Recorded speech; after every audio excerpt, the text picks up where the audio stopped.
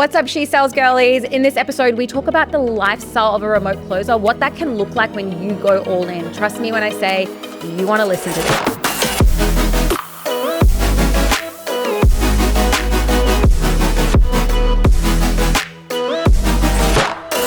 In this episode, we're going to be discussing the lifestyle of remote closers. Lifestyle Of the rich, the famous. Honestly, Always complaining, but they're not always complaining, right? is that the second line? I think, is it? I don't know. I just kind of tune out after I hear rich and always famous. complaining. Yeah, it is. No. Back that out. If it doesn't resonate, I'm tuning out. Okay. All right, no, but seriously, I want to get really clear on. Okay. Listen. Ooh. I want to get really clear on the lifestyle. Because we've spoken about what is remote sales. We've spoken about, how your calendar can look. We haven't really spoken about the lifestyle side of things. Favorite topic. Yeah. So kick us off. Okay. Well, I mean, I think first glance, just the way that we dress, like Brooke and I, it's an indicative of like what we like for our lifestyle. We're two bougie bitches, you know what I'm saying? We have like champagne taste on a champagne budget now. Never used to be the case. Used to be champagne taste on beer budget. Yeah. That's how we got into remote closing. I used to pour goon in a champagne glass just to feel fancy. Didn't feel fancy the next day. But seriously though, why we've gone down this route is to craft a lifestyle that we're proud of and that gives us freedom. And that freedom can be maybe 1, 2, or 3 things, which is what we talk about. The time, the location, the money. Yeah. So what did you choose? And like we have very different, I guess like we're in, like Tasha's 29, I'm 35. Almost 30 though. A few months left in my 20s. Well, I'm actually only 34 then. Like, yeah, no, well, you are. Yeah. And I have a family. And so, for me, when I got into remote sales, it was all about being at home because my maternity leave started coming to an end. And I was like, I have to go back to teaching. Work. Yeah, work. And I was like, I don't want to leave my son. Yeah. Like that's literally how I felt. Money has always driven me as well. But for me, it was more about kids change you in a way that I cannot explain until you have them yourself, which I know you will. And your priorities just change. Yeah. Like I've always been a hustler. Like literally, honestly, I've always had 2 jobs on the go at the same time. I was doing 2 full-time jobs at one point. Yeah. I don't even know how. I didn't even know how I found the time to do that. And I was like upskilling myself and I was like doing something on the side. Yeah. I've always been like that. Yeah. And when I had Oakland, I was forced to just pause and reassess what I wanted my life to be like. Yeah. When you ask, what do you want for your life? That's a really hard hitting question. 100%. And it's not easy to answer either. It should take some time to reassess your priorities. Exactly. What is it? What lifestyle? Yeah. And so when I closed my eyes and I actually just thought about what I want for my life, I wanted to be a present mum. I want Oakland to look back when he is my age and be like, my mum was just always around. Because I had that with my mum. Yeah. My mum was always there. She never worked. Now, the only difference is I didn't know how I felt about being the stay-at-home mum, like giving myself that label and not actually working because I like it. Yeah. I like it. Well, work gives us purpose, right? Outside of having the mother identity. Yes. Yeah. And so when remote sales fell into my lap and I was able to see the possibilities and I had to ask myself, what do I want? Time, location, or financial? Yes, the answer is all 3. Yeah. However, the biggest pull for me was time. And which means like I put a hard barrier in place. Like I only wanted to work 20 hours a week. Wow. Yeah. And I did. You worked with me. I only worked 20 hours a week. Yeah. They would, sometimes the business owners would be like, can please guys, can you open up more time? And I would always say no. Yeah, no. And that's all right. We still say no, right? Yeah. Because we do get to control our calendars. That's a good thing. I don't have a kid yet, but I only work 20 to 25 hours a week myself. Difference is not because of child, but because of like mental capacity. I wanted the lifestyle where like It's so feminine. Like I don't want to work. Like I like working. I don't get me wrong, but like I am a person who wants to work smarter, not harder. I'm a workhorse when it comes to 20 to 25 hours a week. 30 hours is my maximum capacity. After that, I'm just like mush. I don't want to deal with that anymore. Like I just want to throw my hands up in the air and be like, everyone make decisions for me. Yeah. Yeah. I believe, like I'm a huge believer that women are not meant to work that hard. Yeah. Give the men the 60, 70-hour weeks as remote closers. They can do that. I physically, mentally, emotionally cannot. And so remote closing gave me that for my lifestyle. Yeah, wow. As well as earning a shit ton of money with that. Yeah. And I love how you just own that about yourself. Like, you know, for some people hearing that, they might be like, how, you know, oh my God, you only want to work 25 hours a week. Like, who are you? But you're just like, no, I know within myself who I am fully and I work best. And like, can we just say, like, I mean, you probably would close at a higher percentage than someone who is working 60, 70-hour weeks because of how optimized you are. That's it, right? Okay. I'm Natasha fucking Alexis and I know exactly who I am. Yeah. And I know that my capacity is 25 hours a week. Yeah. I close well. I'm a better person. Yeah. Right? Yeah. And like, I will say, like, in all transparency, like, I worked less when I was a remote closer than I do now. Now is like, some days I really am pushing the boundaries. But I guess like the way I view She Sells is kind of like how I viewed Oakland. Like it's a baby. It needs to be nurtured. That's right. So like right now, the season that I'm in is like giving everything to my other baby, which is She Sells. I mean, obviously I still give everything to Oakland, but I just mean like if I don't give it everything, if I don't nurture it, if I don't spend time watering it and caring for it, like it won't survive. It's not going to have legs to stand on. Exactly. Right? Yeah. So I can appreciate that this is a season of hustle. Yeah. I'm not celebrating it. I'm not like everyone needs to hustle. Like I don't like hustle culture. I'm really actually anti it. Yeah. However, like if you can recognize that you're just in a season and it serves a purpose, then like I think it's okay. I love that. And I had this conversation with my coach the other day. Like, are you in a marathon or a sprint? Oh my God. Right? I'm in a marathon. Yeah. That's what you have to realize. And you have to ask yourself. But the lifestyle that you're creating, you also have to ask yourself, hey, how am I going to get here? Am I going to be okay with the marathons that I have to put in? Am I going to be okay with the sprints? And do you know what? What you have to do when you finish a sprint or a marathon, you take time. You recover. You reflect. You self-care. Yeah? With a fucking job, that just gets me riled up. You're basically in a marathon for like 40, 50 years, non-stop. Yeah, the marathon doesn't end. That's why people have like midlife crisis. Yeah, the marathon doesn't end. Imagine you think the finish line's over there and you're like, damn, this better be the last kilometer. And they're like, hey. Only one more year to my long service leave. Nope. Like, nope. Yeah. Nope, then it doesn't come. And then guess what? You get to the finish line and then they're like, ooh. Actually, you can't access your super until you're like 68. Pension, yeah.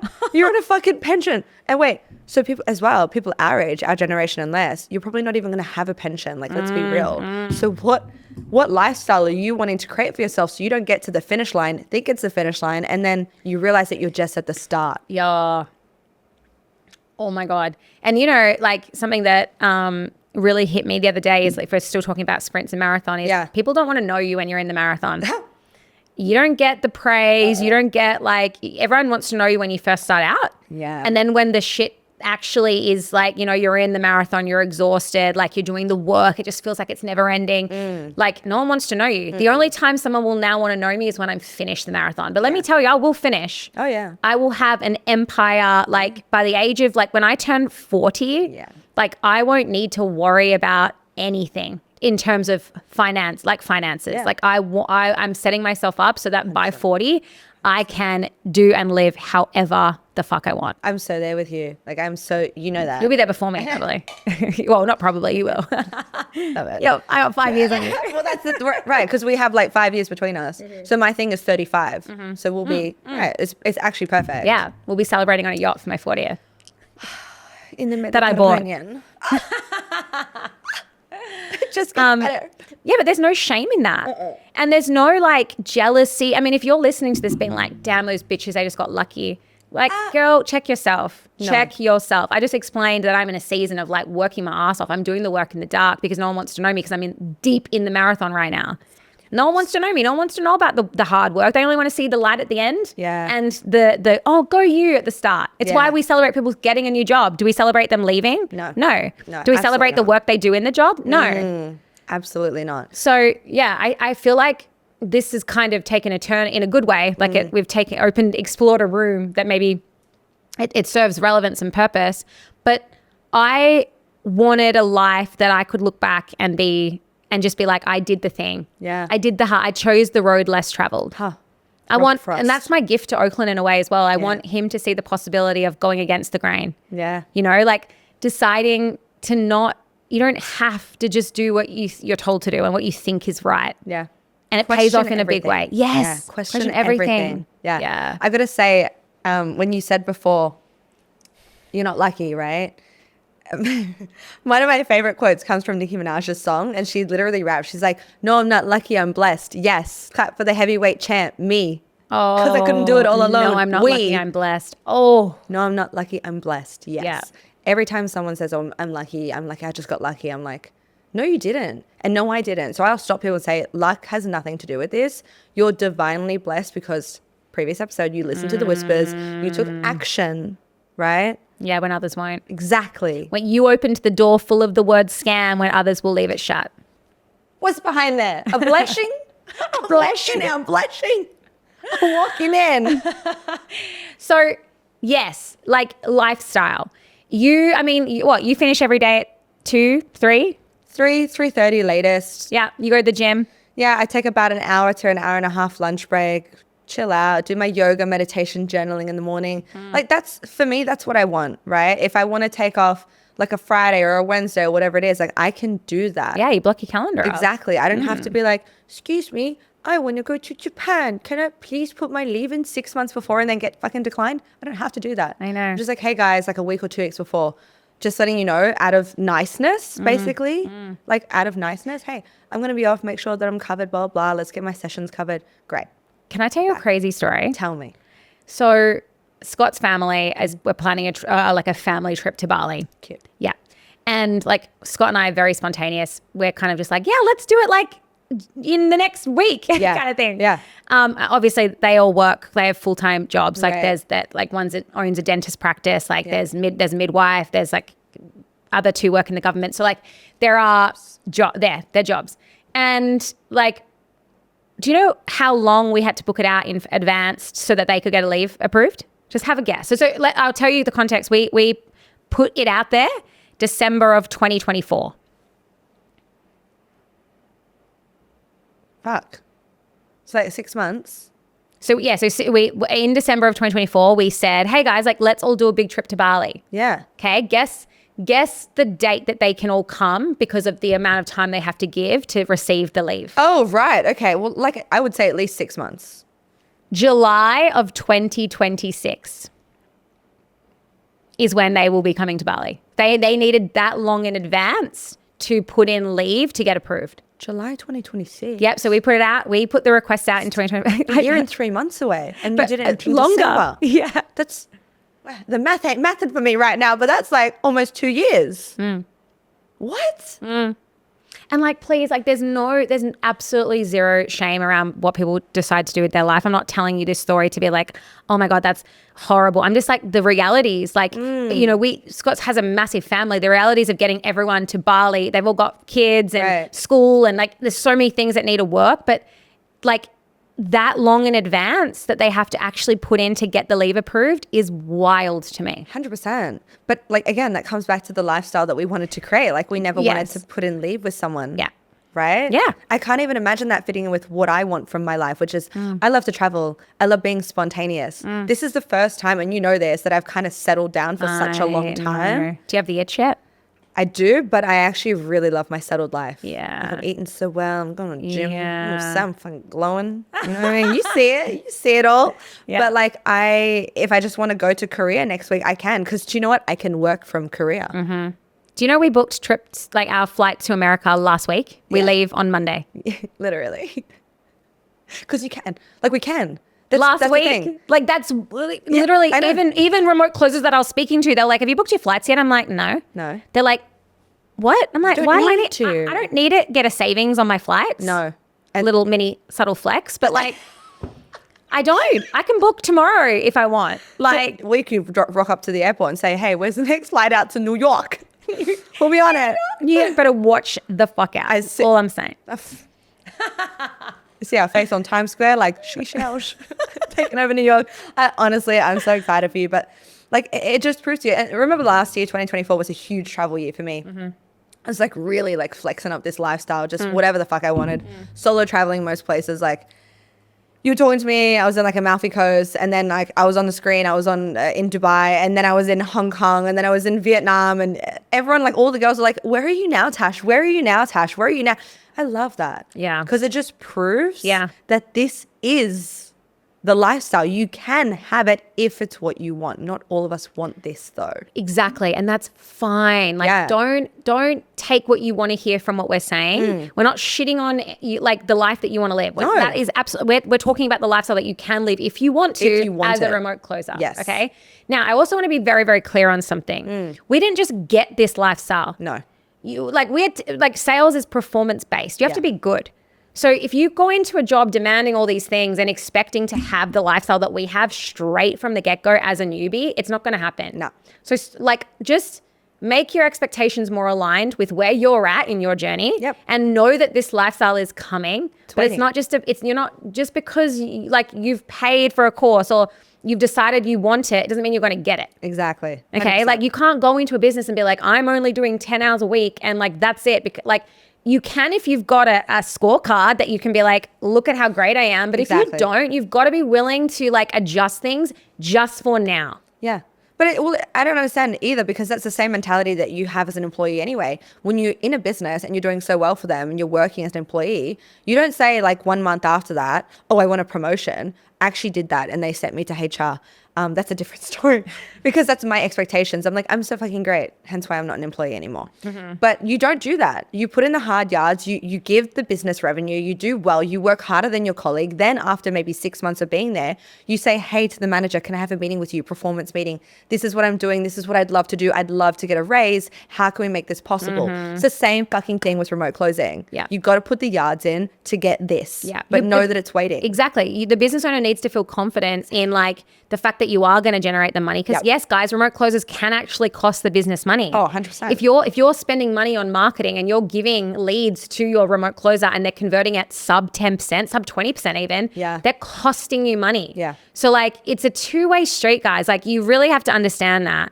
Yeah, it's like symbiotic. Even when I started, like when we were working, I was hired only for the afternoons, 3 hours, like 3 hours every afternoon, which was like 4 till 7 or something. Wow. Monday to Friday. Yeah. And then if I wanted to do weekends, I could open up. That was all I was allowed to do. Yeah. Do you think I went in there being like, those times don't work for me, honey? No, you made them work. I made those work. I made them work, and I showed how amazing I was. I actually became an asset so that I could go back and say, hey, this is what I will do. Like, take it or leave it. Yeah. Please, Brooke. We'll take it. Yeah. That's it. That's how that is the life hack though. Right? It's the lifestyle hack. Yeah. You want a certain lifestyle, you have to ask yourself, how much am I willing to put in to get that lifestyle? Yeah. Yeah. Yeah. It's not just going to fall into your lap. And you don't get to just sit there and be like, I'm owed this. There's no owed entitlement. this. No. Like, God, I can't stand entitlement. Yeah. You're not owed anything because you spent 10 grand and learned a skill. No. And there's always going to be someone that's better than you. So always remember that. Oh, yeah. Right? I always say this, and I got a lot of hate for it, but I think because it is a mirror for a lot of people, you are all like replaceable. As a person, as a soul, you're irreplaceable. Don't get me wrong, honey. But like as a remote closer, you are still replaceable. So you must always sharpen the axe, as my friend said the other day. Sharpen the axe. Yeah. Otherwise, you'll just be a blunt tool in the shed. Can I chop wood with you? No, I can't. So are you an asset anymore? No, you're not. Sharpen your axe. Yeah. Yeah. And like, you got to be adaptable too. 100%. Like, just because something worked for you like 3 months ago, it doesn't mean it's going to continue work for you. But if you're just so closed off and you're like, no, my process is dialed in, like, come on. The one way to continue to sharpen your axe is to keep your finger on the pulse. Like, I've started taking sales calls again. Yeah. Because like, I am also aware that like, in order for me to be the best leader and to understand like what's going on, like the landscape, I need to be doing it myself. Yeah. So like, I've started to do that now because like that's the kind of leader that I am and that I want to be. It's a Get in choice. the mud. Yep, Yeah, that's it. exactly. Get in the mud, like understand, okay, cool. Is what I'm teaching actually still like, is it relevant? Yeah. Of course it is. Yeah. I actually have a bit of a story for you here. So our friend Steph in Canada, she's an amazing remote closer. She's not even through She Sells. She's just an amazing remote closer on her end. But we used to work with her a little bit. And she works on a health and fitness account. Shout out Steph. And she, you know, was closing well, coming to the top of the leaderboard. And she was saying like she was kind of struggling a little bit. And so had a few meetings With what? with the guy, just like closing the people because the Right, okay. landscape changes, Yeah, right? yeah. The customers, the clients become more savvy, more aware. They have more questions, which is great. But you've got to handle those properly, yeah? So she had a few meetings with the sales manager, like changed up the script, really worked on a different framework, dialed in more, a different perspective that she hadn't brought to the call. Now she's closing like 85%. Right? 85%. Yeah. Wow. Because she was like, shit, I thought my process was locked in. She's like, now being open-minded, what we just said before, boom, bringing in more money. Yeah. Lifestyle, she lives in a 5-star hotel in Toronto in Canada.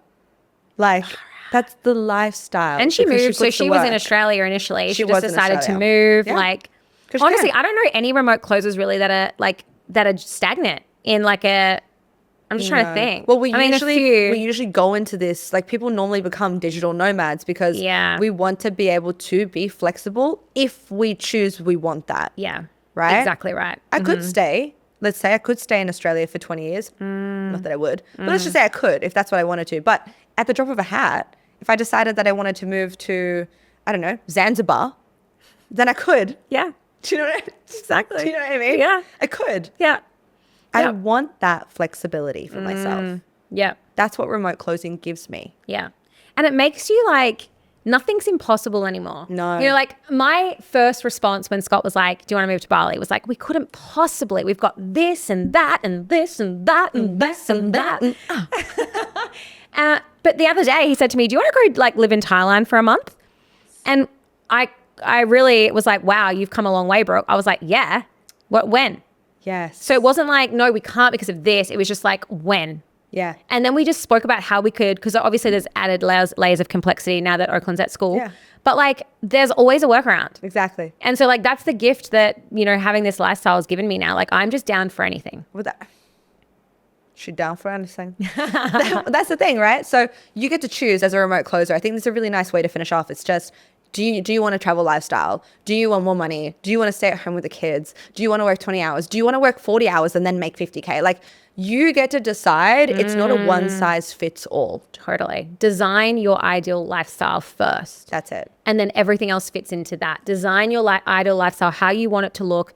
Like, when are you doing things for yourself to fill up your own cup? Yeah. When are you having like non-phone time? Like, design your ideal lifestyle, and everything else fits into that. Yeah. Okay. Now, there's obviously always caveats to that. Think about your timeline too.